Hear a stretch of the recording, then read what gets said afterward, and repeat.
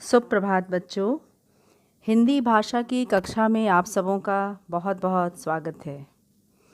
बच्चों, आज मैं आप सबों को एक पठित गद्यांश लिखवाने जा रही हूँ।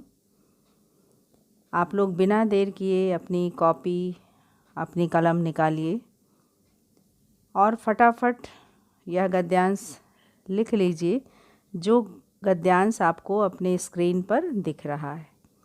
ठीक है, तो मैं इसे पढ़ती हूँ, साथ ही साथ आप देखेंगे भी। मध्य भारत के मैहर कस्बे में बाबा अलाउद्दीन खां साहब से संगीत सीखने के लिए जाने माने परिवारों के लड़के जाया करते थे। शरण रानी का भी मन था कि वे मैहर जाएं। ऐसा करना आसान नहीं था, विकट था, मगर घर की लाडली की जिद के सामने परिवार का अनुशासन चरमरा गया। शरण को अलाउद्दीन खां साहब के पास भेज दिया गया। यह पहला अवसर था जब एक हिंदू परिवार की बालिका एक मुस्लिम गुरु के पास संगीत सीखने भेजी गई थी। मैहर में भी सब कुछ आसान नहीं था।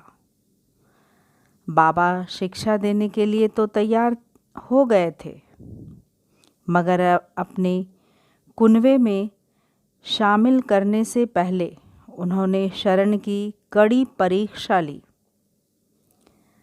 कड़े रियाज, अनुशासन, स्वावलंबी जीवन की विभिन्न परीक्षाओं में शरण को खरा उतरना था।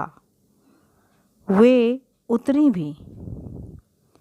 बाबा ने तालीम देना मंजूर कर लिया। कई वर्षों तक मैहर में तालीम चली। शरण की जिंदगी केवल सरोद तक सीमित थी। किशोरावस्था की चाहतें क्या होती हैं, चुलबुलापन क्या होता है, यह उन्हें पता ही नहीं था। यह सिलसिला बरसों चला।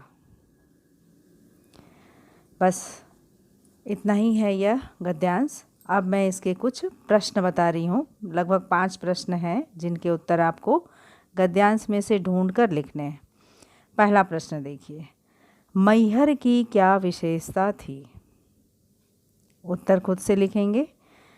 दूसरा प्रश्न देखिए, शरण रानी की संगीत शिक्षा के रास्ते में क्या अड़चन थी? तीसरा प्रश्न इस प्रकार है, शरण रानी की जिद का क्या परिणाम निकला? चौथा प्रश्न देखिए, बाबा शिक्षा देने पर कब सहमत हुए? पांचवा प्रश्न है, शिक्षा पाने के दौरान शरण रानी किस अनुभव से वंचित रहीं? तो बच्चों, ये छोटा सा संक्षिप्त गद्यांश मैंने आपको दिया। आप इसे कॉपी में लिखिए और इसका उत्तर भी बखूबी लिखिए। ठीक है, तो आज की कक्षा मैं यहीं पर समाप्त करती हूँ। अगली कक्षा में मैं फिर मिलूँगी। तब तक के लिए धन्यवाद।